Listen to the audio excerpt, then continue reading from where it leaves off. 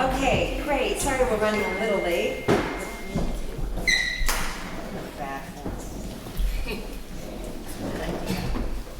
Actually, that's a good reminder since I had my ringer on. If everybody would please silence your phones, that would be fantastic. So I am documenting this for the first time, so hopefully it'll all work out. I bought a new camera, and hopefully we can post this. All right, I'm going to clip this on. All right. I have a microphone here that we're going to pass around. Is this for me? It is for you, because you're going to start. So before that, I'd just like to say thank you all for being here on this Sunday when you could be doing anything else and you've decided to come here. I appreciate that. So I'm Melissa Ichiuji. Welcome to Melissa Ichiuji Studio Gallery. This is the second art talk in our series during the duration of this exhibition, which is running through July 13th. So every Sunday we'll have between 4 to 8 artists come and give you, as colleagues, artists, the community, an opportunity to hear about each artist's process and the inspiration behind their work in this exhibition. So this will be a very informal, somewhat panel discussion. I'm going to introduce each artist with a very brief bio. I'll make it very brief because I want them to be able to talk about themselves and their work as much as possible. And then I have a series of questions that we'll use just as a jumping off point. But artists here are free to crosstalk, ask each other questions. The audience members, you are also, free to ask questions. We're going to talk for about an hour or so, and then we'll open it up to questions. So let's just see what happens. All right. So I'm going to do a brief bio. So Janis Goodman. Hi. This is her work here. There's 4 pieces hanging somewhat beside her, or behind her. Janis Goodman was born in New York City. She's a professor of fine arts at George Washington University's Corcoran College. Her large-scale artworks blend narrative elements with deconstructed forms, engaging in conversations about gesture, color, and visual symbolism, exploring themes like the environment, natural phenomena, and concerns facing the natural world. Her work has been exhibited nationally and internationally, including in Greece, Peru, Korea, Germany, the Netherlands, and Russia. As an arts reviewer for WETA's TV program Around Town, she contributes to cultural discourse, while her writings on art have been featured in Sculpture magazine and various artist monographs. Janis has received numerous DC Commission on the Arts grants to individual artists, the Bader Prize, and is a recipient of a National Endowment Support Grant. Janis has an MFA from George Washington University with additional studies at the Corcoran, UCLA, Pratt in Italy. She is cited in Who's Who in American Art. Vivian Adder. Vivian, her work is there, the red, and then the 2 pieces next to them, the dark ones. Vivian Adder is a contemporary figurative painter from New Zealand, whose work explores psychological, mythological, and spiritual narratives. Adder's work has been exhibited in the United States, Australia, and New Zealand. She currently lives in the Allegheny Mountains of West Virginia. Carmo Cattrix. Carmo Cattrix is an artist inspired by his dreams, nightmares, feelings, and paranoias. And his work can be seen in the grid right next to Vivian's. Amie Oliver. Amie Oliver's waterscapes, which are around the corner, beautiful blue compositions. If you get a chance, please have a look at all the artists' work if you haven't had a chance already. Amie Oliver's waterscapes are shaped by the influence of rivers like the Mississippi and the Seine, as well as local water sources such as Rappahannock, Shenandoah, and the James River. Her paintings rely on locally sourced water, variable terrain, and weather conditions to convey the fluid power of the elements. She captures the dynamic essence of these elements through various substrates and terrain, from paper to canvas. Her work has been exhibited in the United States, Europe, China, South Korea, Tibet, and Australia.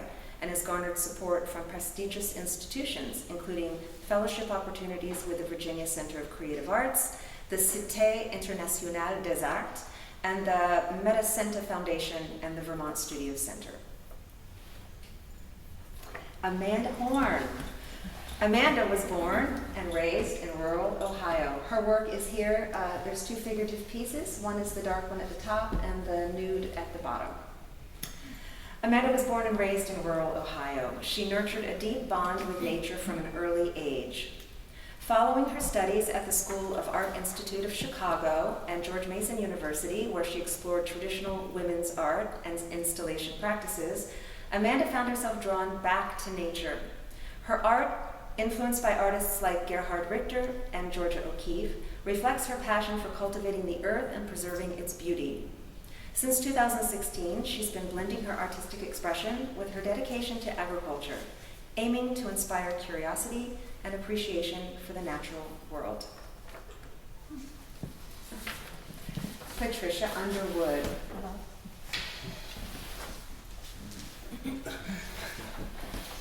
Patricia Underwood is a printmaker and mixed media artist who utilizes unique materials and abstract forms to evoke spiritual, linguistic, and natural phenomena. Throughout her career, she's developed her own symbols, ranging from Japanese kanji to prehistoric cave signs, which she incorporates into distinct series exploring themes such as primordial life, communication, and ancient trees. Patricia holds a BFA from Miami University and an MFA from Washington University and is taught at Maryland Institute College of Art.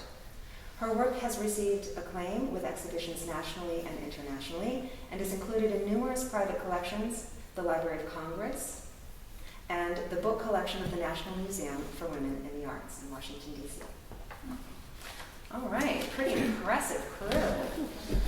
All right, so I'm going to start by just asking a series of questions. I'll start with one question, and then each will answer the same question, and we'll just see how it rolls. So let's start from the beginning. Janis, I see here your primary medium, I believe, is painting. Correct me if I'm wrong. So why painting? Actually, when I first started, I did more drawings. I did a lot of drawing. Oh, sorry. Can you hear me? Yes. Yep. Okay, so I can't hear. It's funny. Yeah, you're good. Okay. Well, good. You can hear her? You can all hear? Okay.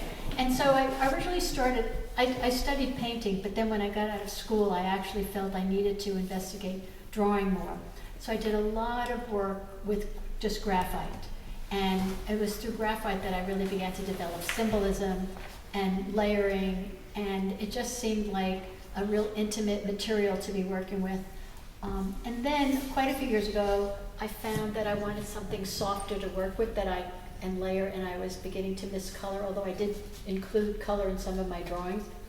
And so then work, painting, it's so sensual, and you can work it in so many different ways, you in terms of mark making, or it could be hard edged, and I just found that it allows me to layer through glazing and to manipulate it, and it can be changed, and it's just very forgiving. I found it very forgiving, so that's why I continue. And also the nice thing about painting is that you can really scale up. So some of my paintings are like 5 feet, 6 feet, 7 feet, and with drawings, you can buy rolls of paper, but pretty much you have to almost like make a diptych, a triptych, physically combine paper in order if you want to scale up. So. And the paint is kind of like water. You tend Yes. to focus on water, Yeah. so it lends itself to that. Yeah, it's very fluid, and I just find it very forgiving and allows you to be experimental as well as look at traditional ways of working with paint. So I like that you can work traditionally as well as more experimentally. Great, thank you. Vivian, are you primarily a painter? I am. Okay, how close should I hold this You're to my good. face? This is okay, yeah, so I'm an oil painter, and I'm absolutely in love with oil painting. I majored in photography at art school, which allowed me to focus on analog photography, technical elements like framing and proportion and narrative. But oil painting for me, it's so appealing because of the historic element, but also the physicality of it. So studying art history, all of my favorite artists, I noticed over time, were all oil painters. And I love that you're belonging to something that has a true lineage, and it's a true part of human culture and our development and our history. And so I feel that, continuing in that tradition feels like very honorable, and I really enjoyed that element of it. And then there's the physicality of it, because for me, art making is very raw and vulnerable, and it's about human connection and what we have in common, and the physical act of taking the materials, which is pigment and oils, which are natural, they're from the earth, and then physically mark making onto a canvas. There's something so beautiful about it, and there's always something of the individual imparted in their mark making, and that process. So to me, that's why I'm in love with it. Hello. Hi. So you work in watercolor and gouache, pen and ink. So that is simply because I got into, when I started drawing again in my late 20s, it was really because through therapy, through Jungian dream analysis, and my analyst would ask me to draw my dreams, and I would do them just like real crappy stick figures, and then I'd be like, man, the symbolism that the dreams are presenting, there's actually something kind of interesting about this. So when I started taking that seriously, I was simply doing it with dipping ink, which is how I work on a separate body of work. But then I wanted to start adding color, and I wanted to be a little more painterly, and I just have no idea what I'm doing. So I was like, well, I guess let's start with watercolors. That felt a little limited, and I started working with gouache, and it's simply because I haven't figured out how to paint in any other medium. It seems to be working. Amie. Well, I think I'm more of a mixed media artist than as much as I am a painter. And that has a lot to do with the fact that when I went to grad school at Bowling Green in Ohio, I studied photography, printmaking, and drawing because they had an emphasis in all of those things. And unfortunately, the dark rooms and things at that time were not as well ventilated as they are now. And I developed a sensitivity to solvents and chemicals in my early 20s because I was really right out of undergrad. And so I saw a number of doctors, and they said the only thing you can do is avoid working with solvents. So that's when I switched over to all water media, particularly acrylic. I taught acrylic painting for many years. And because my work is so much about nature, I try to use and travel and being as direct as I can to the space. The materials will vary depending on where I am. I was really influenced by Andy Goldsworthy when I was a very young artist. So acrylic, I consider it to be the sublime interface in media for collage and adding other things to it. And these days, people are making their own inks. And I play with that in my journals, but my work now is primarily about the solvent or the interface for all of that, which is the water, because I discovered that the water in every instance has a direct impact on the people and my work and the way the inks react with the water. And I focused in on that for a residency I did in Salzburg. And in Salzburg, the water is so clear and clean, they add no chemicals to it. And we all know of all the great, innovators that were from Salzburg. So I was very happy with the work I did there, and I really began to focus on the quality of the water and using locally sourced water from that point on. Literally from the rivers. Yes, literally from the rivers, yes. And so, that was the beginning. And So Salzburg and then Vienna also has. They say, oh, the water here is nothing compared to Vienna. They take their water with them, so they don't mess up their whiskey when they travel. That's what they say about the Viennese. But so water is for me the subject now, and is the thing. It's my element. I feel it's the most powerful of all of them, and we'll just see where that takes me. Great. Amanda. Hello. I don't know where to quite start, but Would you consider yourself primarily a painter? I'm mainly a painter. When I was in school, I studied a lot of traditional women's arts. I was fascinated with craft that took immense amounts of time, quilting, stitching, that was never considered fine. And then, so my focus of my artwork has always been on the idea of creating a sense of the woman and very empowered, but also the subtle sensuality that femininity has. So I stopped painting for years and years, and I was told I could never do figures and I could never do portraiture. I didn't do well in that, and my husband a couple years ago said, why don't you start painting again? Why don't you paint people?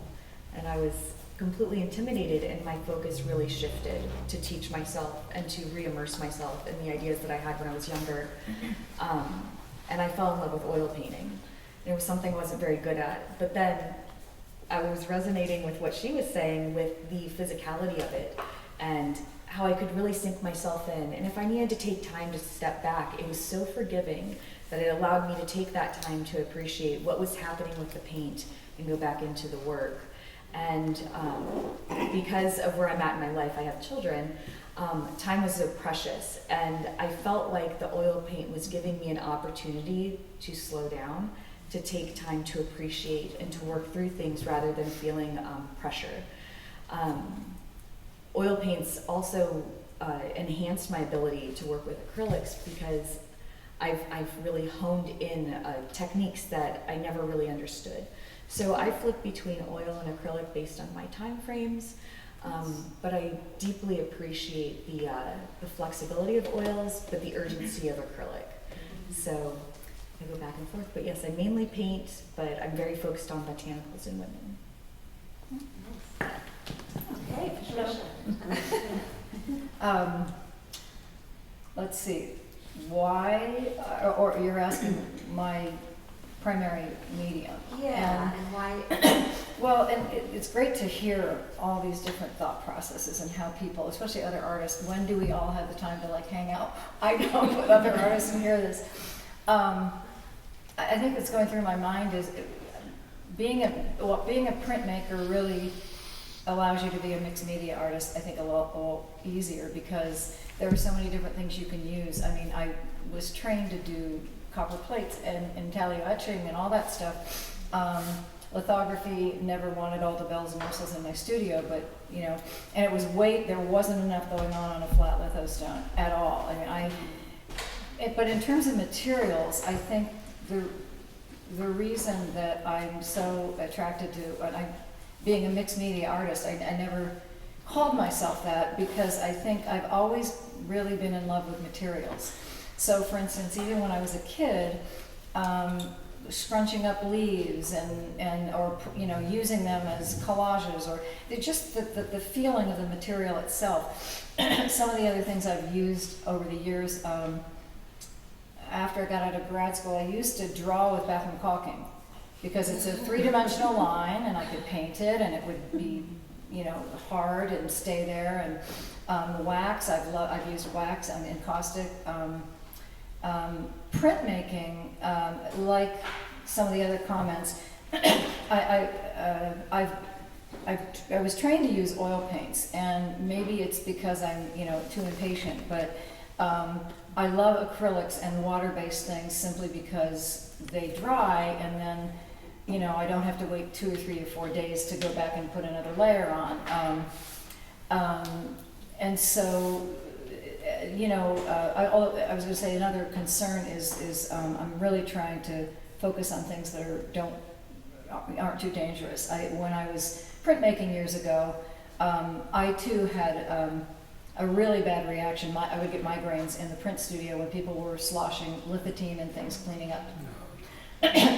up plates. So I've gone to all water-based inks. I don't know, I have probably just a small backpack full of my favorite things. Wax. Mostly, I don't use oil much anymore at all. I respect it, but this is all acrylic. The inks are water-based inks. I've done gouache. I like gouache too, but for me, it's really there's a real visceral feeling about the stuff I'm using, you know. And I know somebody else is referred to how whatever you're trying to say, it's like baking or cooking. You know, you're going to use a certain spice, or you're going to sear it, or you're going to do something to it to make it turn out the way you want. And that's I feel that way with a lot of the materials I use. All right, while you're there, so this exhibition is focused on landscapes, both literal and the natural world, Right. also psychological, internal.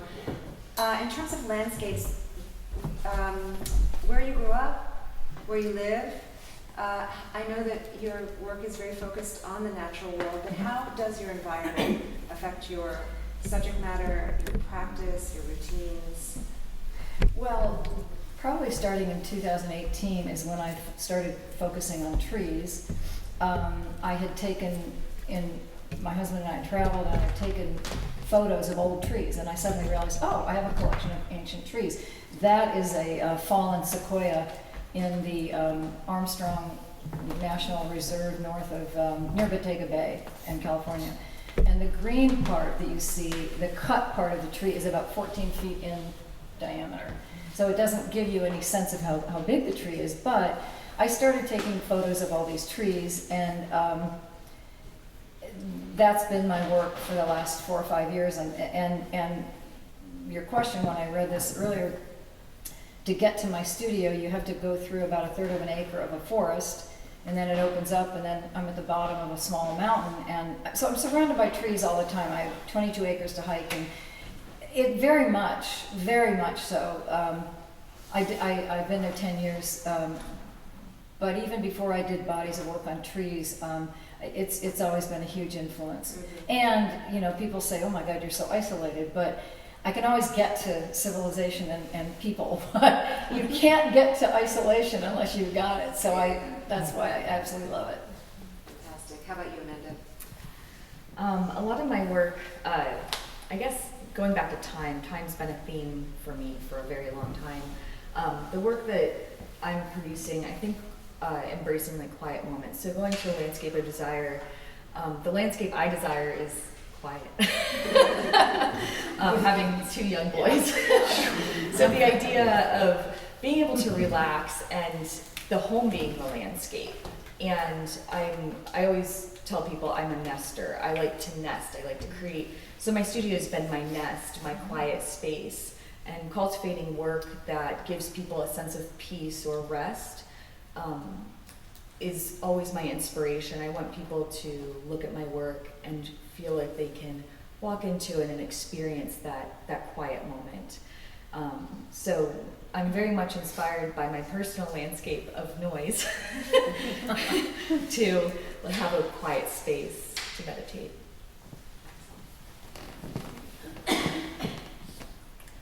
Well, I really hate moving studios, but I really love travel. So my studio is a place where I focus on presentation and looking at everything together, and it's where, you know, everything kind of comes home to the studio. But when I'm out in the world, I worked in New Mexico and in Santa Fe. The arroyos were very, very inspiring for me, which are dry kind of paths that lead you through the region, but when there's rain, they can turn into rivers. And so those, you know, that was very inspiring on a different level. And I just returned from a residency in Ovilar, which has a beautiful river running through it, but then you look west and there's a nuclear power plant. So my work really, I really focused on the impact of the water on everything around in the village, because there was once a quarry there, so everything was covered in stone. And that, it kind of relates to my James River Rocks things, because the relationship between hard and soft, fluid and solid, and that history and the conversation, the dialogue, the process, wherever I am, that's what inspires me. And then everything goes home to my studio, to where I can decide what it is, or if it was just the experience. Could you repeat the question? Yeah, so It's how- hard to listen to all I these know, great things yeah. and remember. So in Question. terms of the landscape in which you grew up in, or the landscape in which you live, or the landscape that you kind of refer to in your work, how has that inspired your So, like I was saying, probably 50% of them are dreams and nightmares, but some of them are also experiences from living in the countryside. I am a hunter now, but one of them, like there, is visiting my family as a little boy in rural Virginia, and my uncle, there's an image there of a little boy standing over a deer that's splayed and steam is billowing out of it. So that's just a memory of being a child on Christmas, going with my cousin to find a deer that he had hunted, and having no idea, not being a hunter, not growing up in a hunting family, and seeing, my cousin, got this deer and just huge pouring tower of steam coming out of it. And for a little kid, being like, and the stench and everything like that. So that's just a memory. So some of these are very much just from experiences in nature and things that disturbed me and things that, observations, and I guess that's kind of it. So I definitely find that the landscape that I'm living in and making art in profoundly impacts my work. I'm from New Zealand originally, and I did grow up in the suburbs, but our house backed onto a piece of forest, or what we'd call bush. And for me, having a connection to nature and the natural world and being able to get lost in the natural world is really important in terms of finding that quiet space that you were talking about. And being able to connect to the deepest parts of myself so I can bring forth the work that needs to come through. Because I went straight from living in New Zealand to living in New York City, in Manhattan, for a few years, and that was really difficult. I didn't understand at the time how much my environment would, and all the people and the noise and the stimulus would impact me. And I moved in 2019 down to the Shenandoah Valley. We lived just outside of Linden, just outside of Front Royal.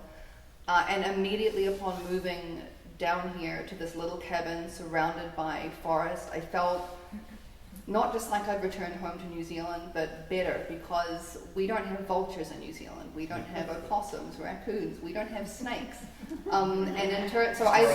Squirrels. So, yeah. So incredibly exciting and so lively. And in terms of the symbolic aspects of my work, having snakes suddenly be a part of my everyday life, I'm enamored with them. I know they're not for everyone, but for me, the way I feel when I look at a snake is perhaps how some might feel when they look at a kitten or something else they really love.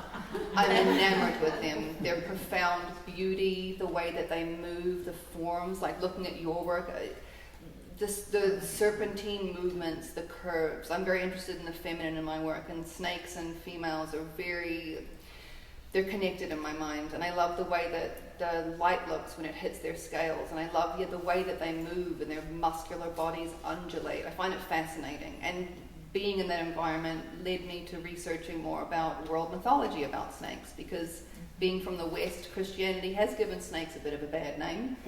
But if you look at ancient cultures all across the globe, wherever serpents are present in the natural world, that they're actually revered as life-affirming, and they're worshipped for their ability, for their symbolic connection to rebirth, death, decay, and rebirth. And every time they shed a skin, it's a new part of yourself coming forth. So I've really enjoyed being able, my environment directly impacting the, oh yay, we've got another serpent lover. Okay. Yeah, so definite impact. Yeah. So it's interesting that I focus so much on landscape and the natural surroundings because I'm such a city rat. I grew up in New York City in the different boroughs, and I've always lived in town in Washington, D.C. But from the time I can remember, every summer, my parents took us to upstate New York, and I was just free to roam. And that has impacted my life till today. I have a place in Berkeley Springs, West Virginia, that I go to regularly. But I really need both the city as well as the country. And even when I'm in the city, I'm always, I live on Capitol Hill, which is like a little village in a big city. I'm always looking at what people are planting, what's in the garden, because it's not a competition, but people really care about their little patches of garden in the city. And so and then I also look at the architecture. So it's just curious that I've not done architectural structures, because I am interested in structure. And I too had done a lot of trees, and it was the result of looking at linden trees in the Netherlands. I lived in the Netherlands quite a bit. So the work is not literally the landscape, in that I don't see myself as a photographic painter. It's more that I'll walk through, I'll do drawings, I'll do a lot of photography. And then, not unlike Amie, when I get into my studio, it sort of all comes together, and I digest it, and I try to understand, like, well, what is it? And parts of it are very formal. Well, does it need to be brighter or darker or cooler or grayer? And part of it is very emotional, or very, not so much about the formal, but about, am I moving into it? Is it expanding into space? Is it flat? Is it three-dimensional? Can I move around in it? Is it someplace I want to be again?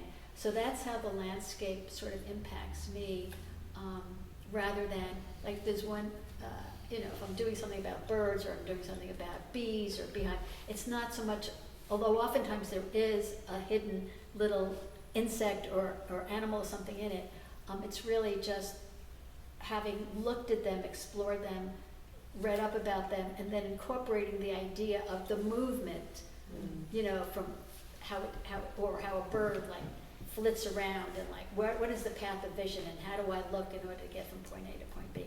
So that's really how the landscape evolves for me. While I have you, changing gears, Yeah. do you recall your first creative gesture? Well, I do remember when I was very small, my mom is a painter, more like a Sunday painter. And there's definitely been art in the family, design, architecture, that kind of engineering. So it's not something that's sort of an anomaly to my family. And I can remember maybe being 4 years old and working in a hallway and setting up an easel with a canvas, and I guess she wasn't worried that I was and that would have been acrylic probably back then.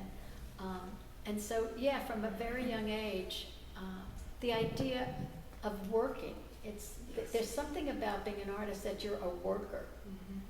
And then you switch gears, and then you're a thinker and a reader and an observer. But ultimately you get back to manipulating materials, and the idea of having a tool in your hand and constructing something and building something. And so that's something that, like someone mentioned, working with leaves, that's just something that's always been a part of me. And I'm a little bit hyperactive. And so that's also, the way I use a brush, or the way I'll use a pencil. It's a very quick kind of gestural movement. So it feeds into my personality as well. But for a very young age, I can remember working. Yeah. How about you, Vivian? For First me- creative gesture, moment, the moment you thought, I like open up. I don't remember a time that I wasn't obsessed with drawing. I think it's just always something that I've done quite obsessively. But I think I know where it came from, which is that my earliest memories are of sitting with my father and watching him draw. And specifically, seeing him take really everyday objects like the back of an envelope, we're just sitting doodling, killing time, the back of an envelope and a ballpoint pen, and watching in amazement as with just a few gestures, a few marks, a few lines, he was able to suggest an entire world.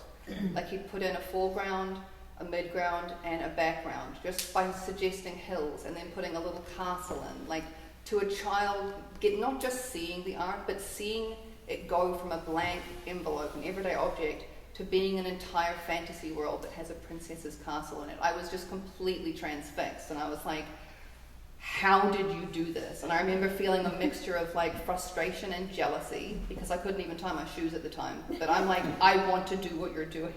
How did you make this entire world? And just knowing that that's what not just that's what I wanted to do, but knowing that's what I'm here to do and that's what I'm going to be doing. And this like immense feeling of, I need to learn how to do this as quickly as possible. Like a greedy feeling. Like, give me that. Did he teach you? Yes, he did. Yeah. So.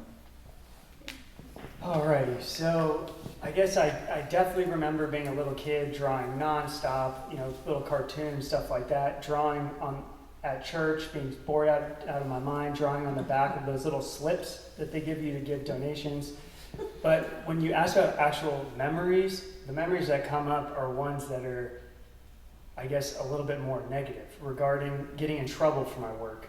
And I do, as an adult, have this intense fear and paranoia of getting in trouble for these deep, dark things that I want to express. And maybe it stems from these childhood memories I'll tell briefly, or even past life. I believe in past lives. Who knows what has happened to all of us in our last lifetimes. So in kindergarten, this kid, Andrew Bird, wants to do this prank where we write a fake love note to a girl on the school bus. So I steal my mom's lipstick, and he does a fake, kissy note. But that wasn't enough. Once we get out of the bus, I start graffitiing the entire side of the school. And I don't understand, why would I even think that's a great idea? But I remember ascending the staircase in my house, feeling like incredible shame, my dad behind me, and being like, I'm about to be spanked here. So that's kindergarten. Third grade. This girl, Janae, wants me to give her a drawing of a nude. For some reason, I draw a naked hermaphrodite, and as I reach out to, and I don't know how old are you in third grade, like 8? So as I reach out to hand it to her, this kid, Steven, intercepts, opens it up, looks at it, raises his hand, and tells on me. So I'm in the back of the room, and I'm crying, just like, oh my God, I'm in so much trouble. I remember being in the principal's office with the vice principal, who was actually incredibly sympathetic and kind, saying, in art history, the nude is all across art history, and kind of a very positive response. And yet, even though I was only 8 or whatever age, I was sitting there thinking, did she not see the image? I drew a hermaphrodite. It's not just a normal nude here. So then we get to 6th grade, so 12 years old or whatever, and the English teacher hands out this packet, and she says, do not write on this because I'm going to be collecting this. For some reason, I start drawing on it, and I see her say, Philippe, what are you doing? Philippe is my real name. Carmo Cattrix is my artist name. And she starts heading towards me, and I start erasing it, and I'm erasing so fast, but you can still see the outline of where the impression of the pencil. And I had drawn a couple fornicating.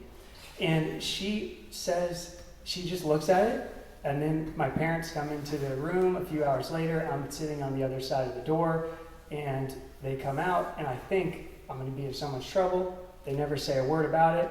The next year, I'm sent to a private school, away from all my friends, and that was incredibly traumatic for a little kid. You're so connected to your friend group. So I just kind of felt this kind of series of getting in trouble for this innocent, just wanting to create these images from somewhere else. And yes, thankful to Melissa for experiences like this where I can work through feeling a persecution complex. You're welcome. Every day I realize how blessed I was that my mother always supported my creative instincts.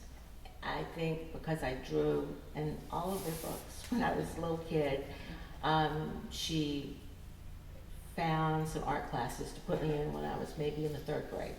So I had art, you know, as like whatever there was in school, and then I would go paint in the afternoons. But the first time I think I realized I did something different, my mother worked full time, you know, both my parents did, and she said, "Where's the dinner?" And she turns around and I'd taken the bologna and torn it in the phases of the moon and stuck it to the wall, and she wasn't really happy about that, you know, not like she was with the drawing, you know. So she was very supportive and never questioned what I was doing, and she didn't have, you know, an art education, but she could walk into a room, walk up to the best painting, and see exactly what it was. And she was always that way. And I was always just amazed. And she didn't judge. She would look and read something just for what it was, without that, you know, the critical component that most people immediately direct to something. And that, I think, taught me a great deal. It's too bad they didn't have, you know, like the phones back then. You could have had documented people right now. TikTok star. So I was the kid, the collector, I wanted to understand how everything worked and how everything fit together and the purpose of things. So I think I was probably about 7. I never was really someone who was drawn to drawing because I had to sit. I don't want to sit. That's the worst thing for me. So much like my boys who drive me crazy sometimes. But a very large farm field behind us started getting ripped up when I was very young, and I discovered clay lines. And as they were removing all the soil, you could see all the different layers. And I thought, well, my mom won't buy me clay, so I'll go get the clay. So I spent, oh my gosh, 2 weeks probably digging out clay lines and harvesting and taking it back in buckets. And she wasn't so encouraging because our entire patio was then covered with very muddy, soupy clay, and I was making toothpick holders because who knows? But everyone in the family had a toothpick holder, and that theme of trying to figure out the natural world and how to reuse it or re-understand it has constantly been a theme. And when I was a little bit older, I started getting into the drawing, and I wanted to take apart and understand more of it through that sitting down and reading. And I love botanical prints, but I was constantly on this investigating stage. There was one time I decided I wanted to make perfumes, so cut all my mom's flowers up. They smelled nice. Read books, put them in alcohol, and it rotted and it stunk, and it wasn't good. But it was always an investigation of how things are done and a process of creation. And it led me into my art journey through Chicago, and that influenced as well. So yeah, it's always been a little bit of a mess and a lot of fun. I have 2 instances that I can remember. And in listening to you, I think that, I think everybody is artistic because I think it's biologically survival. Mm-hmm. I think if we were living in caves, you had to be creative to survive, you know, in various forms. But getting back to, so my earliest recollection, I must have been about 3, because who's the lady that had lamb chops and... Mm-hmm. Yes, Sherry Lewis had, and my 2 older brothers would watch her, and I would be playing, you know, in the background. And it says something that my mom bought me crayons, so I had crayons, but I distinctly remember this. I did not like the color of their love seat. So I took my crayons and I worked very hard to try to color the fabric. And my mom didn't really appreciate my artistic vision too much. So there was that.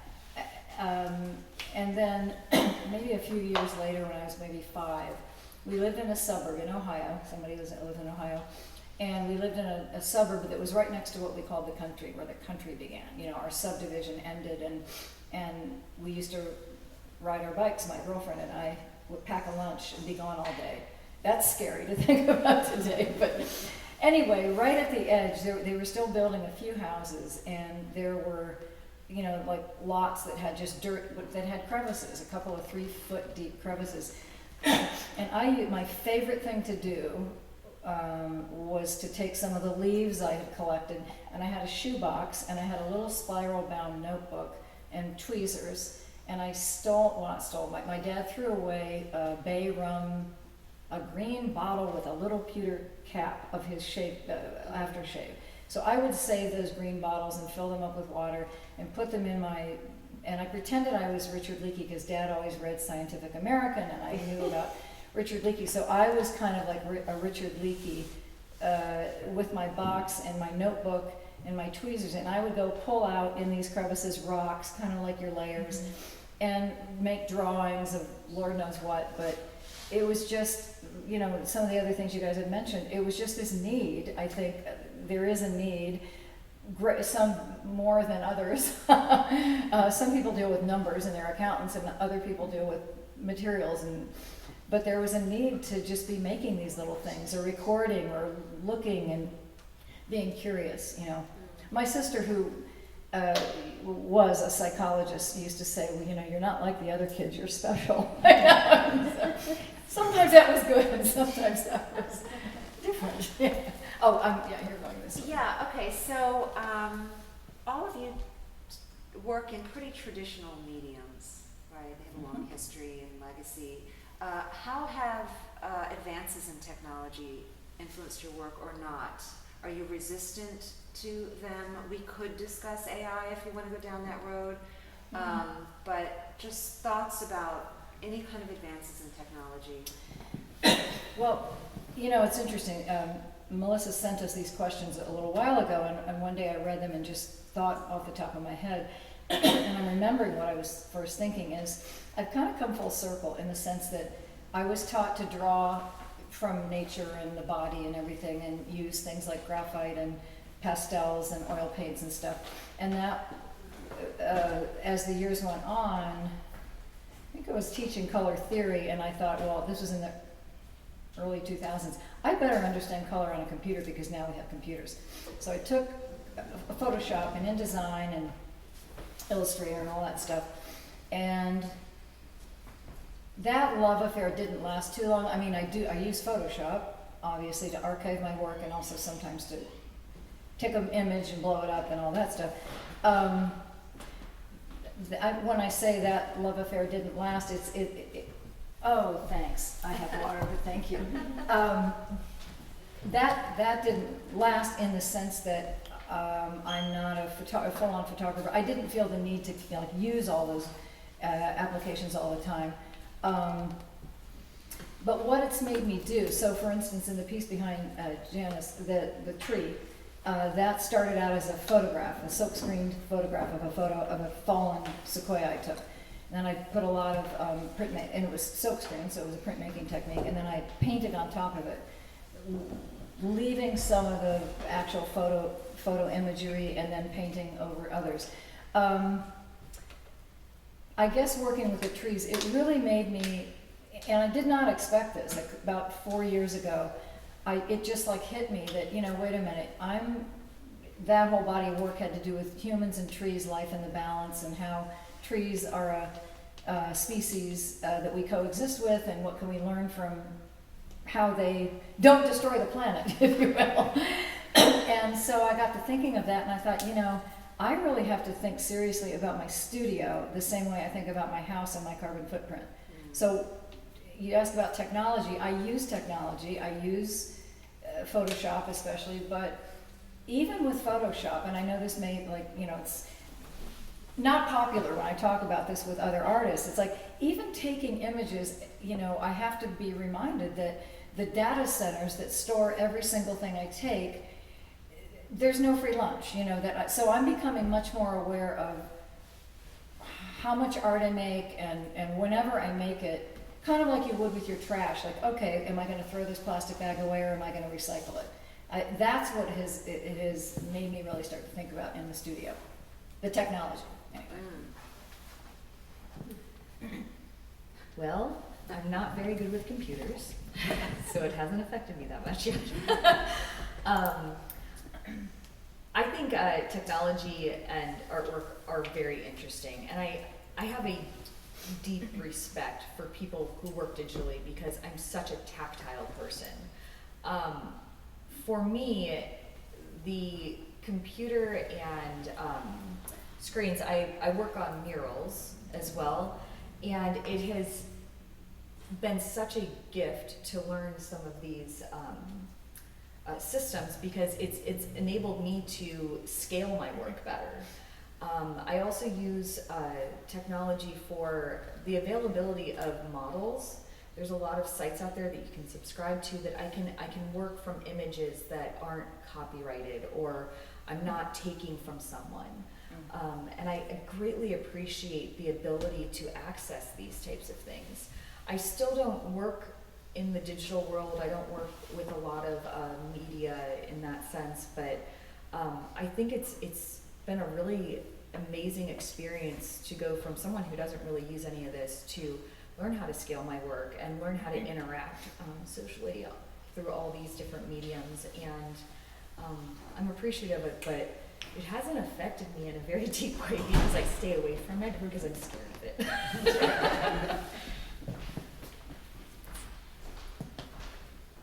I like to think that all of these digital tools are just other kinds of pencils. I remember many years ago, I was in New York for a design conference. I also taught graphic design in my youth, and this up-and-coming photo illustrator, everybody was all really upset about the Mac at the time, and she described these computers as just being another kind of pencil, and I really thought that was a great way to think about it. When I was also, at that time, I worked a lot in the darkroom, even though I shouldn't have. I love the darkroom, I love the magic of the darkroom, but it did not like me. So I had to eventually, stop that. So the thing I love, the technology that I use the most, of course, is my digital cameras to document my work, my iPads. But for me, the work that is the most interesting is the work that combines technology with the analog. For instance, David Hockney's iPad drawings. This way of taking what we've always done as mark makers and curious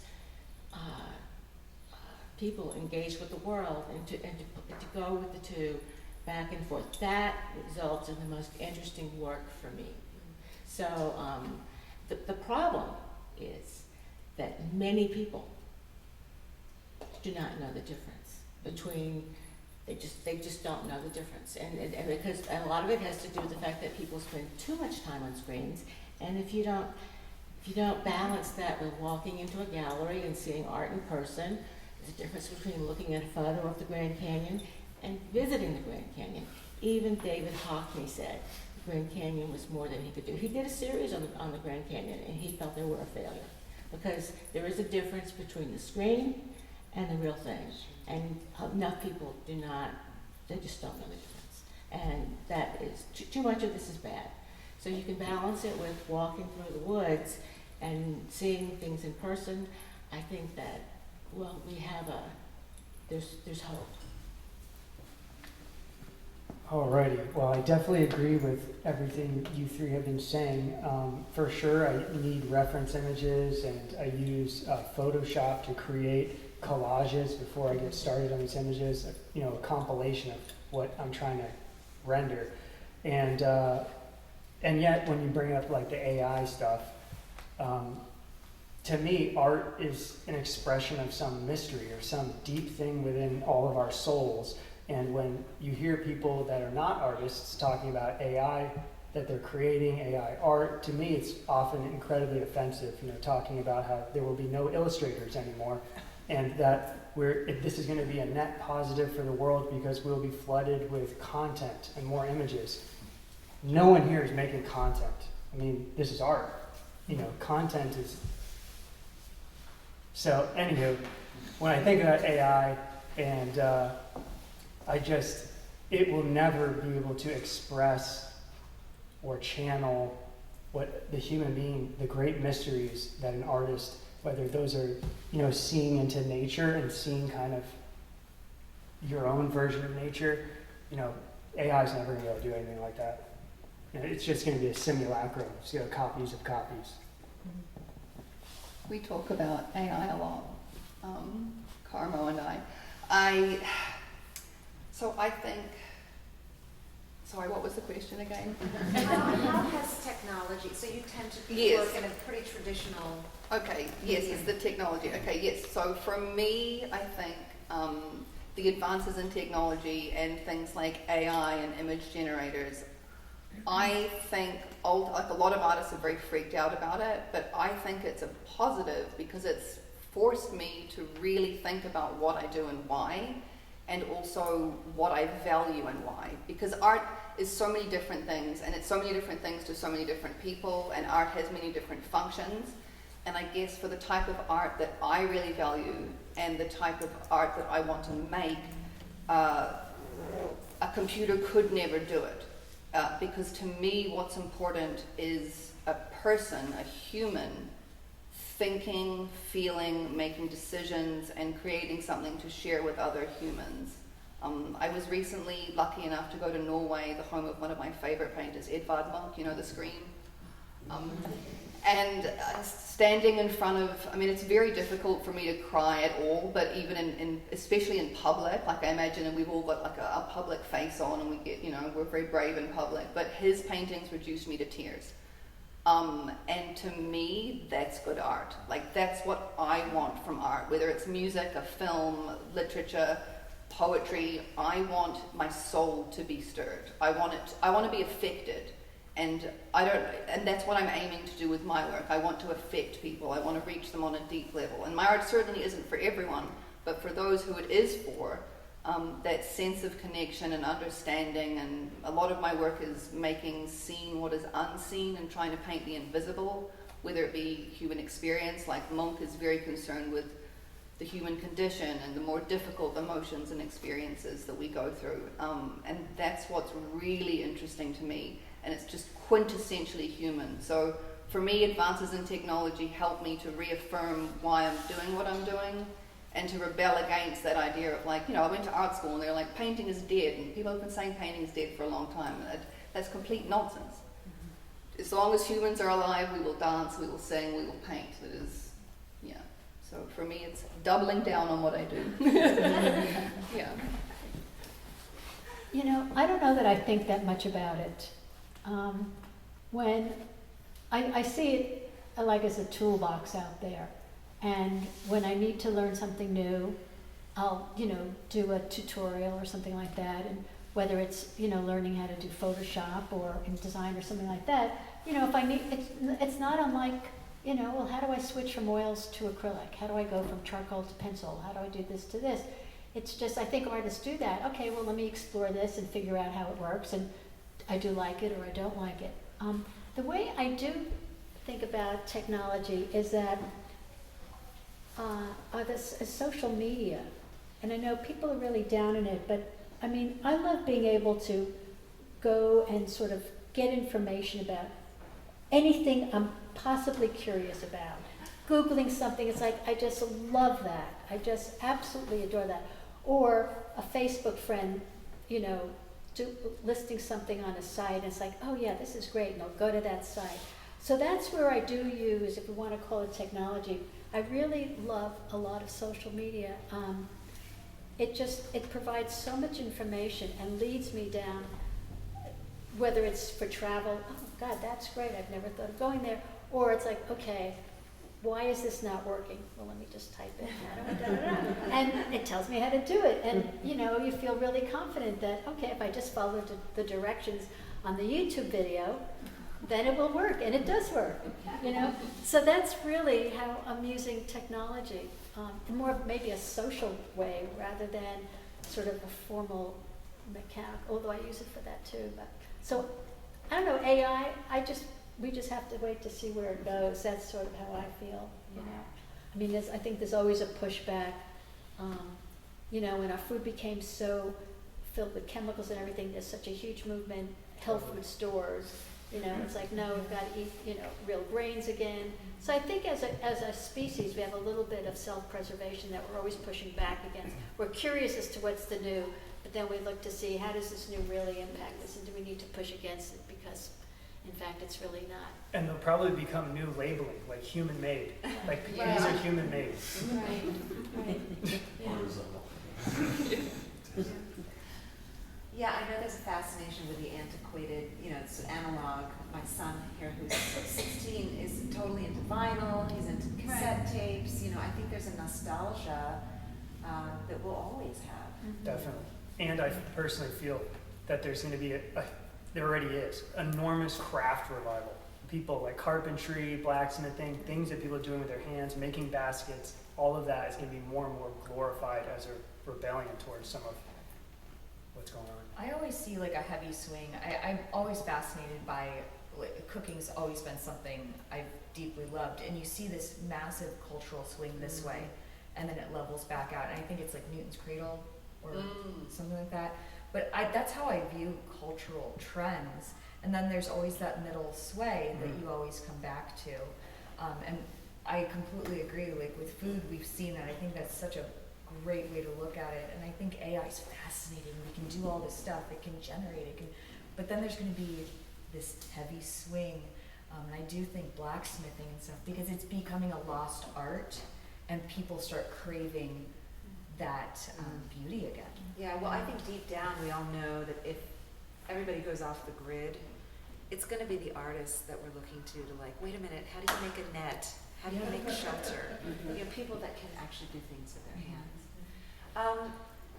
I know we're kind of going on, but I wanted to talk a little bit about how art has affected your ability to move through life in general. Like, how has it enhanced your ability to interact, you know, with the world around you, with your ability to handle things, to process things? Well, I was married for a long time to an art historian, and so everywhere we traveled, we went to museums. We went to master museums, we went to contemporary museums. So it sort of directed me in terms of my travel. Also, I think art teaches people how to look and how to see, and so that you find mystery and fascination in a leaf changing color, or you notice a pattern on the floor. I think we're really fortunate in that it gives us a sensitivity to the world around us that a lot of people just have sort of blinders on, and they're not that curious, or they haven't been trained. And I think young people can be taught to be trained how to see the world, how to look at the world around them. So that's how I see it, you know, and bits and pieces of information. For me, it's just being able to look at a new building, or how they're using, suddenly there's so much more glass being used in buildings, and there's less marble, and there's less brick, and there's less concrete, and like everything is glass, and you know, what does that mean? And that I could see in, and so that's how I find it. It's increased my curiosity about the world around me. And do you see that as kind of an oasis of a place that you can go? Well, it usually means I'm not bored. You know, that I could usually find most things pretty interesting. And be with someone who maybe politically is very different from me, but we have this mutual love of our gardens, or, you know, or they're building something, or they're doing some kind of, they're professionally doing something. God, that's so interesting. I never thought about that. And again, I think it's the art person sort of just wanting to consume information and images. So, yeah, I think, you know, I was in a situation once in West Virginia where I went to an open mic Friday. It was open mic on a Friday, and it was all these local kids and a music teacher, and you know, and I was sitting there, and I was realizing that all these people are politically probably pretty different from me, but yet here we all are just sort of appreciating an art form. And I think, and it may sound naive, but I do think that art has a way of bringing people together, in spite of their political leanings, in spite of what they do, that, you know, that everybody can applaud to hearing, you know, an opera, or, you know, see a dance performance, and not, you know, dance is so abstract, and yet you have all these people just sort of being totally moved by that, and it's being able to look and see and just appreciate, someone said the invisible, you know, and I think that's really true. So that's what it's done for me. It's like, you know, I'm looking and seeing how people are clustered to there, then we've got 3 rows there, and how many people are wearing blue shirts, and how many people are wearing white shirts. I you know, do, like, what kind of shoes are people wearing? Anyway. I relate to everything you just said. I think for me, art is the way that I navigate the world. It's how I think, it's how I see things, and also, I think most valuably for me, it's how I understand things, how I understand myself, and how I process emotions. Because I process emotions really slowly, and I need the act of painting and being alone in the studio, and that introverted time allows me to slowly dredge up things and process them and understand them. I've never been able to do that the way regular people do. So I think for me it's just like a crucial part of how I exist in the world, and how I navigate being a human, which is very complicated.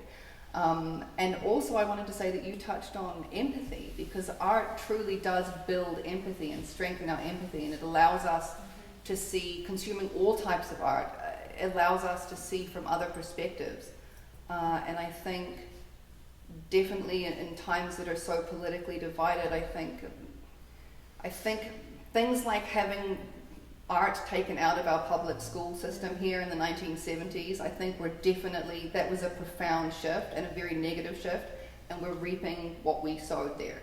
And I think we all need to vote to get public art back in schools, the visual arts. All of the arts are incredibly important, and they help teach us resilience, empathy, compassion for other people, even when they have different viewpoints than us.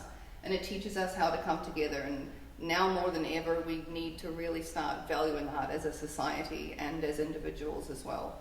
Because it's not just for artists, it's not just for art lovers, it's an essential part of being human.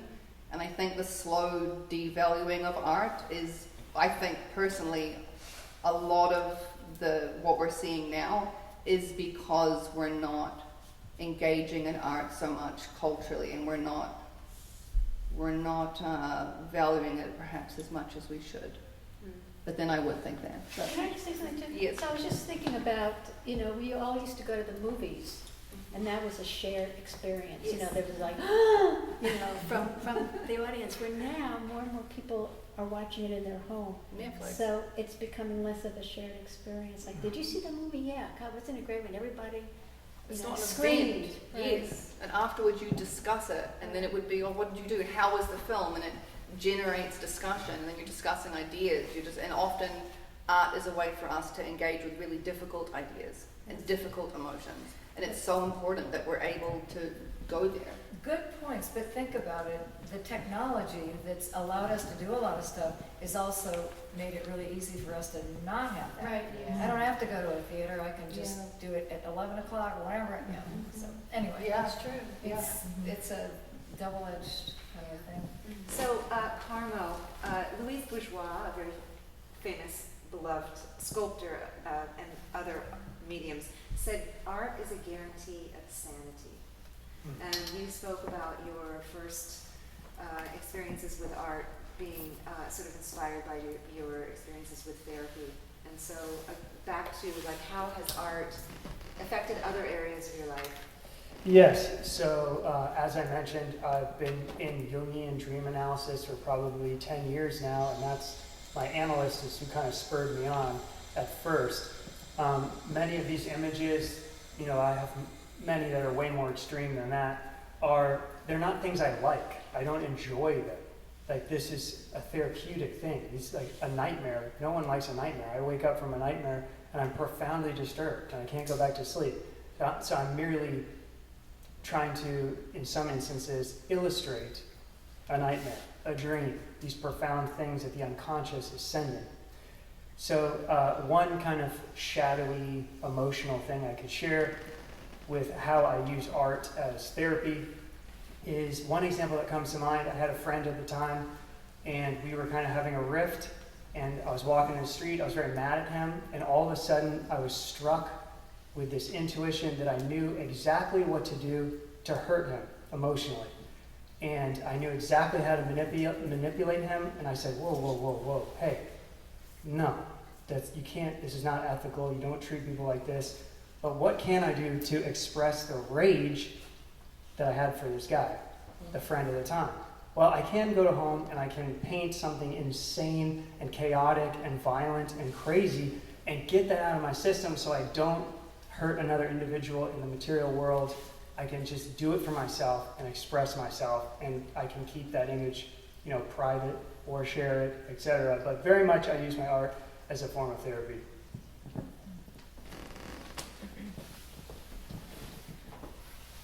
I think the thing that art has done for me is it's helped me identify my tribe, people that I connect with.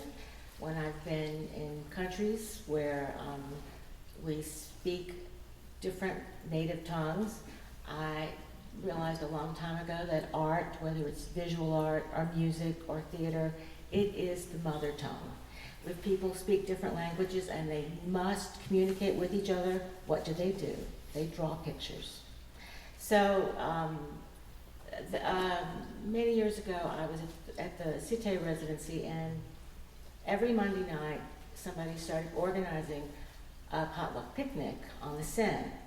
And I don't always, because all the museums are closed on Monday night, and I forced myself to go because it was good for my French. And the thing about the Cité is it has studios from over 300 studios from artists all over the world. So people speak many different languages, but we could all come together. It could be 8 people, it could be 28 people. And some would be musical instruments, and we could talk about art, the art that we'd seen that week, and things that we had experienced, even though we spoke very different native tongues. And that is a powerful thing for me. And I think our very best export would be to send more of our artists out into the world to help us bridge these cultural gaps. And the other part of it was the meal. People would bring food that was native to their home. And so all together, it created a lot of lifelong relationships. So I would make myself do that every Monday night, regardless of the weather. If it rained, we would have it in somebody's studio. I don't think I have the time to do that in my real life every week, but I would love to experience something like that twice a month, with just a variety of people. I mean, never anything as extreme as Louise Bourgeois' salon every Sunday, but something broader than that and more variable. I guess this is like the question I'm going to talk on. Art's been an interesting journey for me. I grew up in I guess, not an emotionally shut down household, but it was a strange place, and my brother and sister very much resonate with my feelings on that. But art has been a way for me to connect with the human experience, and a place for my mind to slow down. I really believe I should have been diagnosed early in my childhood, but I have thoughts all the time. And what art does is, I love small moments. I love those moments that are defining, that sometimes can just pass you by very quickly. Like a bee landing on a flower, but it's interesting how it crawls around and it collects and stuff. And through my art process, wanting to understand things and wanting to engage with nature or engage with people, it's made me slow down and take in those moments to truly experience those, to understand the beauty in the small things. And art's given me an opportunity, much like most of us have said, is to have that engagement with a community, to have this great purpose of sharing, to engage, to have conversation. So it's really, in the past couple years, throwing myself completely into the deep end and wanting to grow my skills and experience the world through art. It's benefited my life so greatly, just in a deep appreciation for the experience it's given me. And I hope that I'm able to share that with my kids, and so that they can see through an artist's eyes, rather than letting everything pass them by so quickly.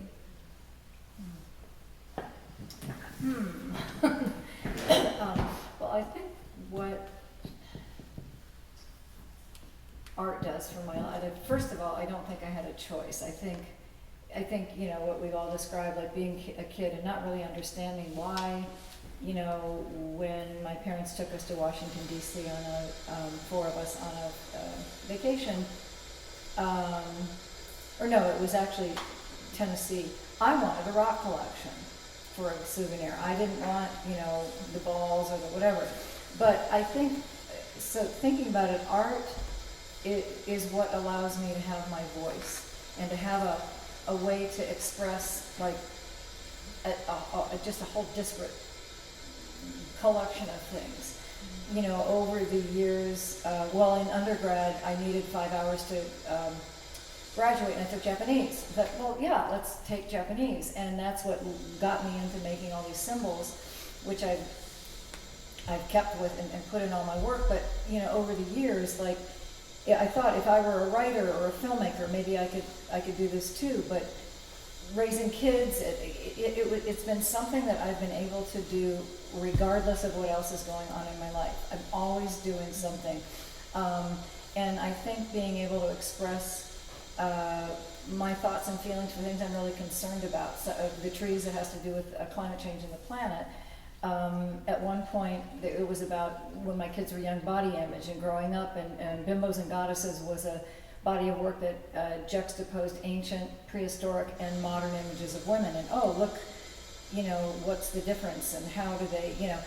But I you know, and I think your question, when I first thought about that, I thought, well, what kind of job could I have ever taken that would have allowed me to, you know, to deal with all this stuff.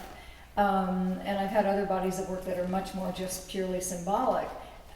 I don't know what I would be doing that anybody would say, yeah, keep going.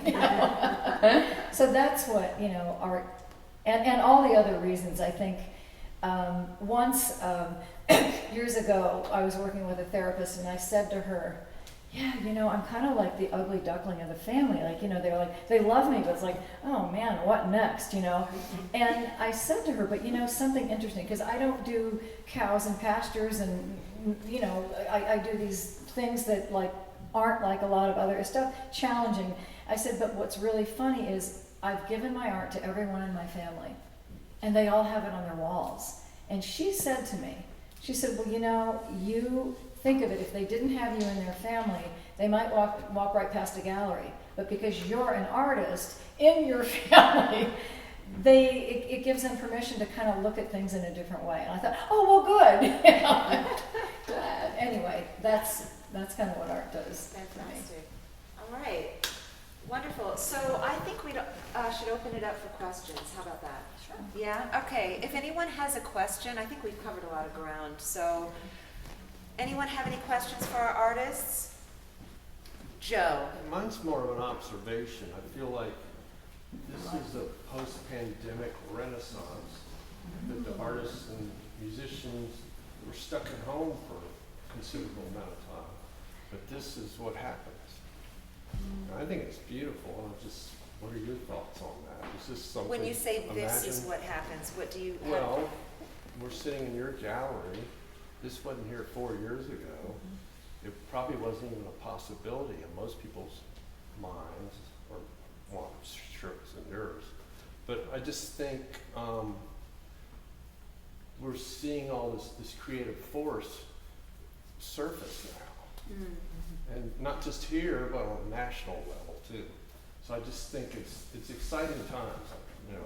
That makes sense. And I Yeah. think it's, again, what the pandemic did for so many people was force them in solitude or in quiet to think about what's valuable to them. And so if you're seeing a resurgence in the arts, it's like, and amazing things like this happening at the gallery and people coming to this talk today. Yeah. It's people being reminded what's important to them and what's interesting, and it's connection to other people, and it's being a person. It's engaging with ideas, engaging with other people, and figuring out. I mean, it was a really difficult time, so art can help you to navigate really difficult and complex emotions. And you know, to that point, something that has always struck me is, so if you do a film, I'm thinking about like people's visual vocabulary, what what you speak, but what you see and what you like to look at. When you think of a film, what it requires somebody to do is sit, and you can nod off. It keeps going. You can take what you want. A book you can read. You can fall asleep, but you can read. But I think visual art, in my mind, and maybe I'm biased because I'm a visual artist, it really requires a whole lot from somebody to go stand there and stare at it and have to have, nothing's moving, nothing unless it's a video. It requires a lot from a person to stand there and really interact with it and really try to understand it. And again, maybe people feel differently about a film because I love film and I love writing. But, as a visual artist, I've often thought, wow, get somebody to come in here and actually not just drive right by. Anyway, well, I don't know if we need this or, yeah. I was thinking about the post-pandemic and what you said, and going back to what we were talking about earlier is we had this, 3-4 years where people weren't going to galleries, and there was a separation. There was this huge uprising in online galleries, and you can post your work here and you can do that. And there was something that was removed, and it was the conversation, the dialogue, and the community.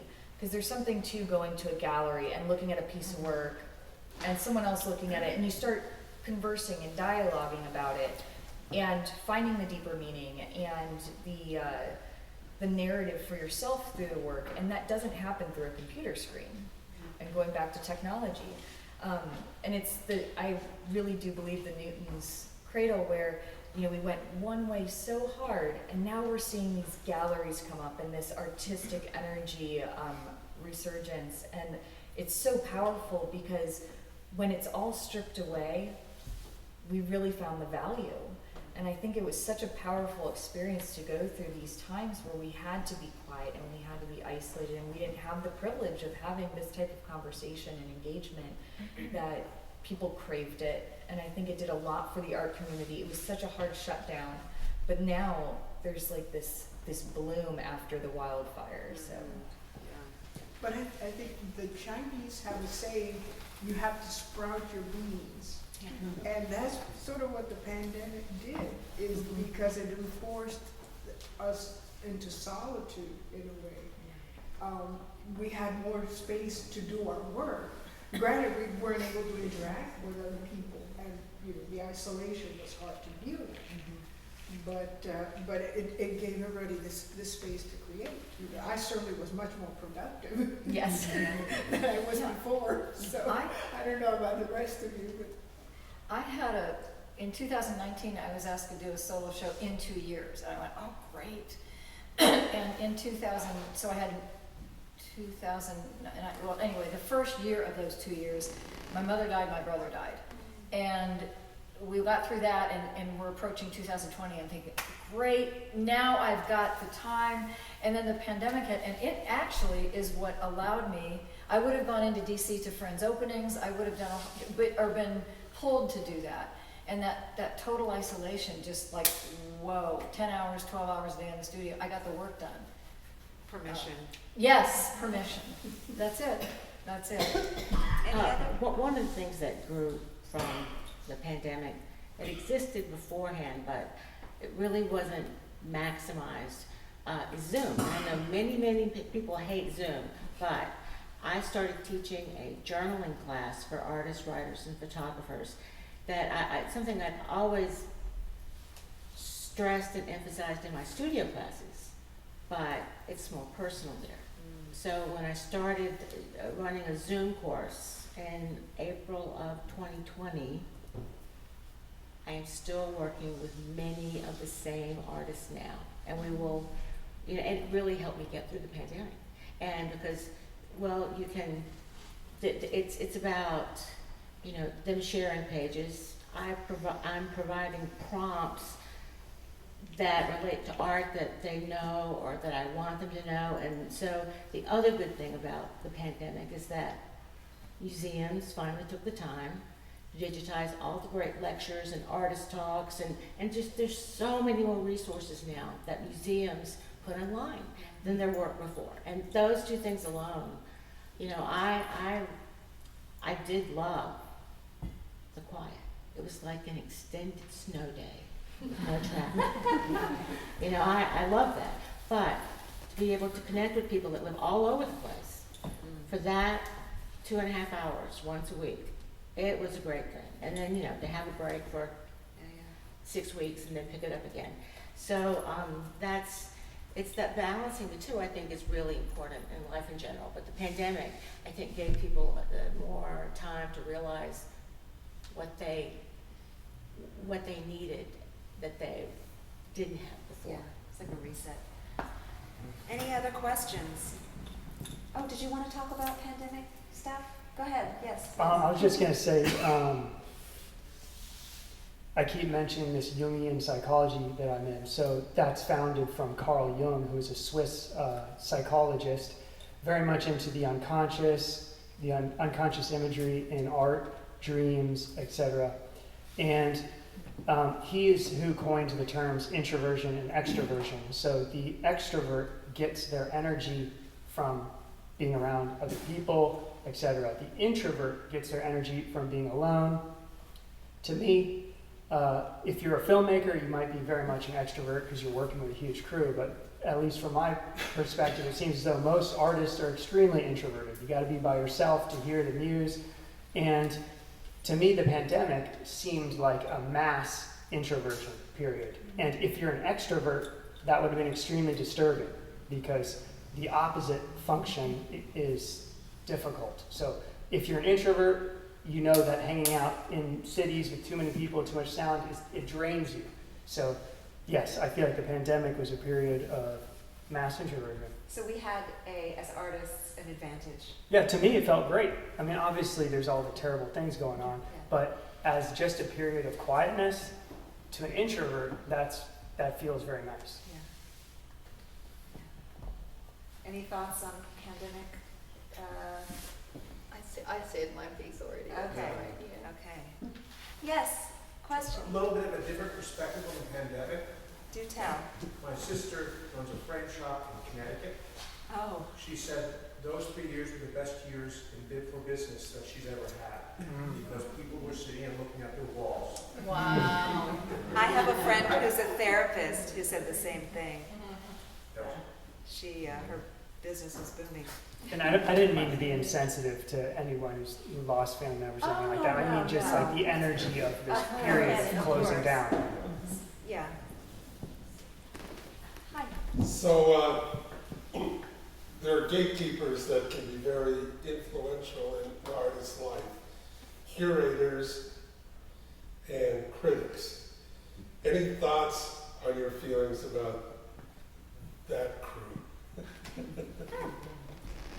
I think that one thing about social media is that I believe we are our own gatekeepers. And yes, there are people with a lot of power, mainly the collectors, people who have expensive collections. But I think Fran Lebowitz said it best. New York City used to be the center of the art world, and now it's the center of the art market. Those people have a lot to do and to say about what we see in museums, but as far as how we get our work out there, we have more options than ever, and I'm grateful for that, because there are only so many galleries and there are so many great artists, and I'm grateful for places like this where we can all come together. I think they have a balance of both. To be alone in the studio is a gift. To be able to share the things you're ready to share at a moment's notice with people who you may or may not know is something I think we appreciate even more after art school. And because you had your community there, and you had dialogue. But the gatekeepers our reality really, and they change all the time. Like what I was just at the Venice Biennale, and there were things, artists represented there that would have never been considered in the past. So it's always changing. But now we have, I think, more options than ever. Creators economy. I have a question, and that is online galleries or artist websites versus live galleries like this. What is your take on, I mean, they're both obviously very different and serve different purposes, but what is your take on, the advantages of, say, an artist website for marketability versus a gallery? I will say this. If you are a gallery that's a nonprofit, they look at your numbers. When you apply for a They look grant, at your what? they look at your numbers. I was at a nonprofit artist residency, and it's been around a long time. But the staff wasn't so social media savvy, and one of them said, we didn't get a grant because we didn't have over 200 followers on our media page. Well, I had that up to 500 before I left. Because these things, people can't look at art and judge if it's good or bad. And they can try, but they look at those numbers. And so those numbers, The number of followers. the number of followers, Oh, okay. that's unfortunate because so many things come into play. But I do believe that folks want to know what's positive and good. And anything, of course, there are things happening in the world that are not positive and good. And we pay attention to them, we note them, we make art about them, we try to help them. But I try to put as much good and share as much good out there, whether it's an individual artist's website or it's a social media feed or it's a gallery or a show that I've seen. But people will not come to your website unless they've seen your work somewhere. And that's the interaction between the two. We need each other. I agree with that, but I also think, like the media and social media, there's so many good things that about it for those reasons that Amie just said. But I also think that, let me think, two thoughts at once. Now you said, so we live in a world where art is a commodity. It is a commodity, and Considered elitist because it's not common right, schools. and so Something that I just people think, buy. I think of myself, somebody asked this recently at an artist talk or whatever, last year, and I said, when I think back, I'm in my 60s, when I was in getting in art school, figuring things out, came out of art school, especially my master's at Washington University. Boy, your goal is to be a professor and find a gallery and sell a lot of work. That is success. Well, getting my master's in the early 80s, looking back now, I realized, it took, and again, nothing against this, I'm glad I went to art school, but it's a business. It was churning out MFAs, and now when I look back, I mean, the teaching job market was glutted with people 10 years and more teaching experience than I had. I didn't know that, but the point is that was then. I spent a lot of my life being taught that what I really need to do is, be true to my learning about how to make art and being serious about it. But man, and raise a family on the side, but get out there and teach and be known. And yes, when social media came along, it made it easier to do that. But now that I'm older, oh man, I love the fact that I don't have to, this is just me personally. I am not beating my head against the wall trying to let the whole world know about my work. I'm really focusing on, making my work the way I need to make it, living the kind of life to expose myself to things that feed me. And I feel that's a blessing because I think, if I had to really be doing what I was doing years ago, and that is pounding the sidewalk, and I'm not good at it anyway. My husband will attest to that. But he does say if I spend way too much time outside the studio, I'm not a nice person. But that idea that some people are much better at marketing and not, and that's the conundrum, I guess, if it is even a conundrum, that I have to make some kind of art, and then there's the selling of it or the not selling of it. What, you know, there's that whole mix, and I think it's different, similar but different. There's a whole greater, lesser degrees to all artists, you know, to deal with that. Well, you have to try to make a living at it. Well, then there's that. I mean, Full-time artist. and I always taught. I never made a living at selling. I always felt like if I made a living, this is just me personally, at trying to sell the work I make, the work I made would turn into what people wanted to buy and not what I really wanted to make. So I taught. I always taught as a way to make a living. Slippery slope. Thank you. George. Thank you. First and foremost, I want to thank each of you. I'm speaking more on behalf of the community, because the inspiration that we gain from your wisdom is based upon a lot of experience and a lot of time. And it opens the door for compassion, which, as I've heard you repeatedly talk about the good and the bad, but the compassion which was used, one of the words you used, and that better understanding and giving us the opportunity to hear the passion that each of you has and how that has changed your lives and been part of your lives. I think we just all, and if Melissa, I want to give her top shelf for what she does, because it's made an incredible difference in this community, and it will continue to do so.